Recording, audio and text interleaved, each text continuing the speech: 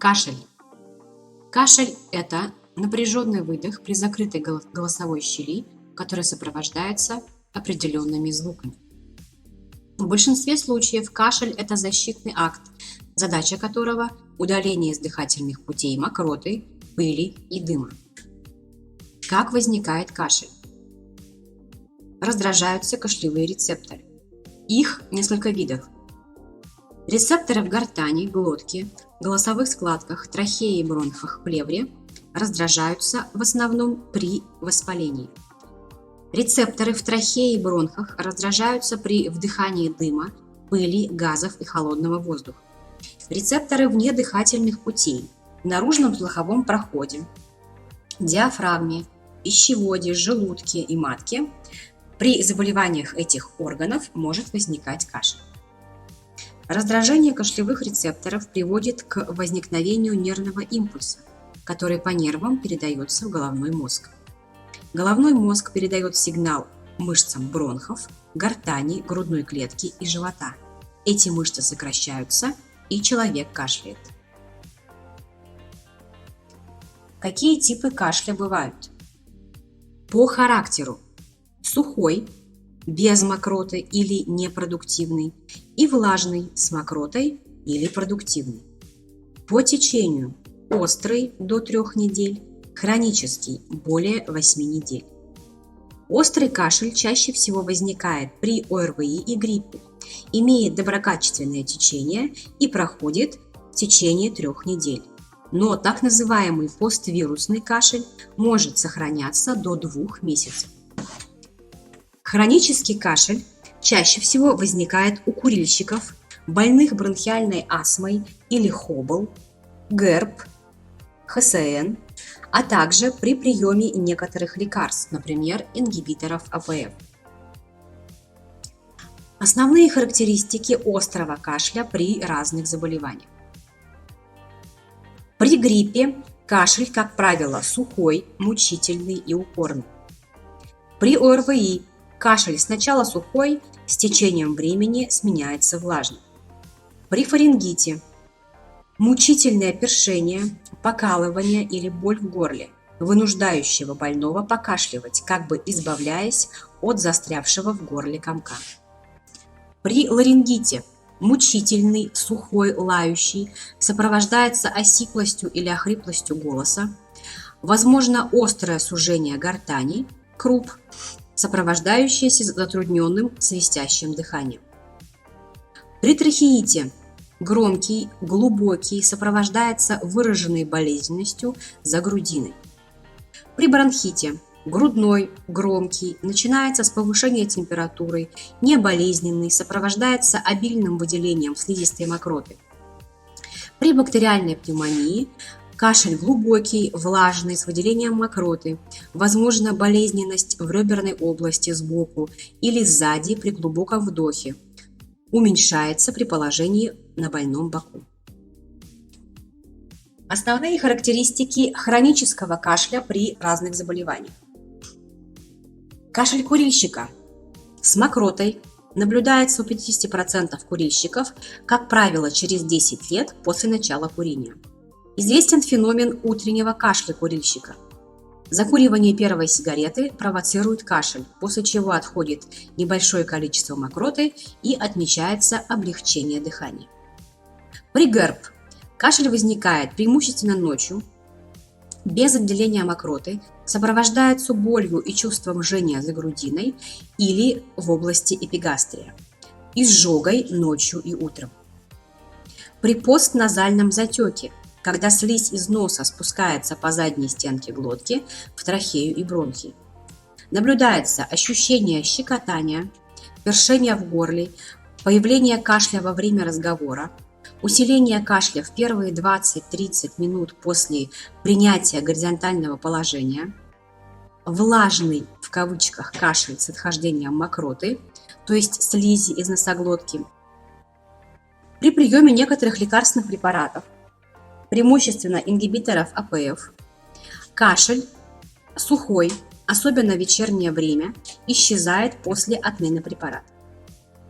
При хобл кашель длительный, влажный, на фоне повышенной температуры тела.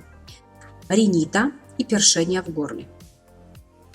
При бронхиальной астме эпизоды кашля повторяются 3-4 раза в год, возникают при каждом эпизоде ОРВИ или провоцируются аллергенами, физической и холодовой нагрузкой в ночное время, ближе к утру, сопровождаются чувством затруднения дыхания, хорошо реагируют на ингаляционные бронходилататоры, кашель малопродуктивный с выделением небольшого количества вязкой мокроты. При ХСН кашель влажный с обильной пенистой мокротой, иногда с примесью крови и другими симптомами – одышка, отеки, слабость. При психогенном кашле он постоянный, навязчивый, без видимой причины, не сопровождается другими симптомами, возникает при стрессе, высокий и частый 5-7 раз в минуту, исчезает ночью во время еды или разговора. Лечение кашля. Все препараты для лечения кашля условно можно разделить на две группы. Противокашлевые для подавления и предотвращения кашля и прокашлевые для большей эффективности кашля. Противокашлевые препараты рекомендованы при сухом кашле, который нарушает сон и работоспособность, вызывает боль. Противопоказаны при всех заболеваниях, сопровождающихся отделением мокроты. Выделяют две группы противокашлевых средств. Первое. Центрального действия. Снижают возбудимость кашлевого центра головного мозга. К ним относятся кодеин, бутамират, глауцин. Вторая группа периферического действия. Снижают чувствительность кашлевых рецепторов трахеи и бронхов. К ним относятся преноксдиазин. Бутамират, синекот, омнитус, кадилак, нео. Преноксдиазин, либексин. Прокашлевые препараты рекомендованы при кашле с мокротой, когда кашель нужно стимулировать. Обычно это необходимо при бронхите и пневмонии. Они действуют непосредственно на мокроту. Среди них выделяют две основные группы. Первая – мукокинетики или отхаркивающие. Вторая группа – муколитики и мукорегуляторы. Отхаркивающие мукокинетики увеличивают количество мокроты за счет жидкого слоя. Мокрота становится более обильной, жидкой и легче откашливается. Рекомендуются при остром кашле, в частности на фоне ОРВИ. Основные препараты этой группы – препараты растительного происхождения, например, гиделикс, бронхипред, микстура от кашля и так далее. Что важно учитывать при рекомендации отхаркивающих препаратов? С осторожностью назначать детям до 3 лет, так как растительные отхаркивающие препараты активируют центры кашля и рвоты в головном мозге. Это может вызвать рвоту, а также попадание ее в дыхательные пути. Детям и взрослым с аллергическими заболеваниями растительные отхаркивающие препараты не рекомендуются. Особенно это касается препаратов, содержащих разнотравие. Линкос, доктор Мон.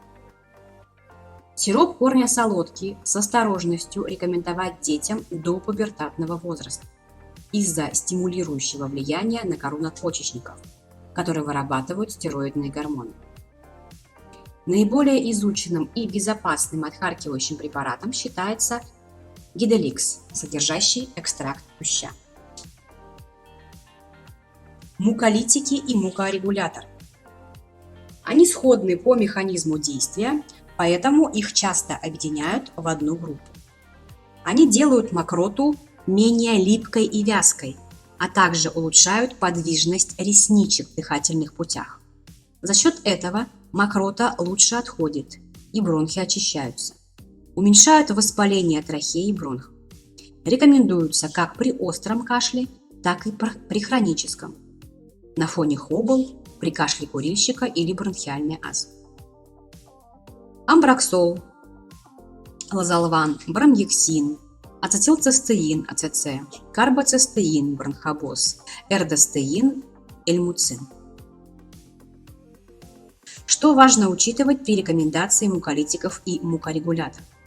С осторожностью назначать пожилым, малоподвижным людям и детям до 3 лет, так как у них снижен кашлевой рефлекс.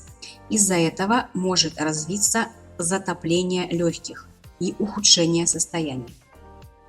Не рекомендуется при сухом кашле, так как может усилить сухой надсадный кашель. С какими запросами клиент чаще всего приходит в аптеку? Сформированный спрос, дайте от кашля, например, амброксол, и несформированный спрос, дайте что-нибудь от кашля. Какую информацию необходимо узнать у клиента, чтобы решить его проблему? Наличие мокроты. Для того, чтобы подобрать подходящий препарат противокашлевой или прокашлевой. Характер мокроты с примесью гноя, крови, пенистая. Если у клиента такая мокрота, необходимо направить его к врачу. Наличие сопутствующих симптомов. Насморк, повышенная температура тела, боль в горле, одышка, изжога, потеря массы тела. Очень тревожный симптом, и нужно направить клиента к врачу. Длительность кашля. Кашель более 2 месяцев – это повод обратиться к врачу для выяснения его причины. Применение каких-либо других препаратов на постоянной основе, например, ингибиторов АПФ. Обращение к врачу. Если клиент обращался к врачу, то какое лечение было назначено и есть ли эффект. Что мы рекомендуем клиенту для решения его проблемы? Если кашель на фоне ОРВИ, мокроты мало, но она беспрепятственно отходит, обычно это первые 3 дня заболевания, целесообразно рекомендовать отхаркивающий препарат. Например, бронхипред, Киделикс, Гербион, Линкос, сироп солодки и так далее. Дополнительно рекомендуются вспомогательные средства. Мази, терафлюбро, барсукор, горчичники. Что делают отхаркивающие препараты? Увеличивают количество мокроты, улучшают ее подвижность, восстанавливают проходимость дыхательных путей и, как следствие, уменьшается воспаление бронхов и бронхоспазм. Что это дает клиенту? Они увеличивают количество мокроты, способствуют ее беспрепятственному отведению, ускоряют выздоровление. Вспомогательные средства опосредованно раздражают кашлевые рецепторы. В результате усиливается кашель, что ускоряет выведение мокроты. Если мокроты много, но она не отхаркивается и стоит в груди, рекомендуем муколитики и мукорегулятор. Амброксол, ацетилцистеин, карбоцистеин. Что они делают? Они не влияют на объем мокроты, но влияют на ее качество. Разрываются связи в структуре мокроты, и мокрота становится менее вязкой. Что это дает клиенту? Они делают густую, вязкую, стоящую в груди мокроту более жидкой. Она легко откашливается, очищаются дыхательные пути и ускоряется выздоровление. Если кашель на фоне насморка, постназальный затек, лечим нос. Рекомендуем солевые растворы. Особенно тщательно необходимо промывать нос на ночь, а также препараты для разжижения слизи из носа, ринофлуэмуцил и синупред. Что они делают? Ринофлуэмуцил и синупред влияют на структуру слизи, разрывают связи в ней и снимают воспаление. Что это дает клиенту? Они делают густую вязкую слизь из носа более жидкой, она хорошо высмаркивается, устраняется течение по задней стенке глотки, то есть причина кашля. Солевые растворы хорошо вымывают слизь из носа, Микроэлементы в составе морской воды способствуют выработке лизоцима и интерферона, то есть повышают местный иммунитет. Что это дает клиенту? Устраняется затек в глотку, причина кашля, и увеличиваются защитные свойства слизистой носа. Если кашель на фоне заболевания горла, лечим горло. Жалобы клиента: першит, сохнет, колет, царапает из-за этого кашель. Рекомендуем антисептики в постилках со смягчающим эффектом: шалфей, эвкалипт, стрепсилс, мед, лимон, доктор Мом. Антисептики и НПВС в спрее и полоскании. Противокашлевые препараты, если кашель мучительный, мешает спать и работать. Что делают эти препараты? Уменьшают воспаление в горле, тормозят размножение бактерий и вирусов, то есть действуют на причину. Что это дает клиенту? Увлажняют слизистую, смягчают, уменьшают першение, сухость в горле. Противокашлевые препараты подавляют кашлевой центр или снижают возбудимость кашлевых рецепторов. Что это дает клиенту? Устраняется сухой мучительный кашель. Если кашель сухой, мучительный, без мокроты, мешающий спать и работать, рекомендуем противокашлевые препараты: бутамират или биксин. Что они делают? Подавляют кашлевой центр и снижают возбудимость кашлевых рецепторов. Для клиента это успокаивают мучительный кашель, снимают приступы кашля.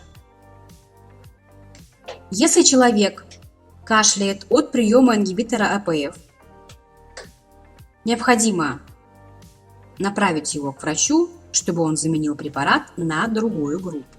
Чаще всего замену производят на блокаторы рецепторов ангиотенсина-2 или сортан, которые не дают побочного эффекта в виде сухого кашля. Если кашель на фоне ГЭРБ, необходимо направить клиента к врачу для уточнения диагноза и назначения соответствующего лечения. Обычно в этих случаях назначают прокинетики, ингибиторы протонной помпы или антациды. Если клиент часто страдает кашлем, рекомендуем к использованию небулайзер, особенно если он покупает раствор элзалван, амбробене, бердуал или препарат пульмифорт для снятия приступов. Когда нужно отправить клиента к врачу? Кашель продолжается более 2 месяцев. Присутствует длительная субфебрильная температура. Резкая потеря массы тела без причины. Кашель с примесью крови, пенистый, выраженная одышка.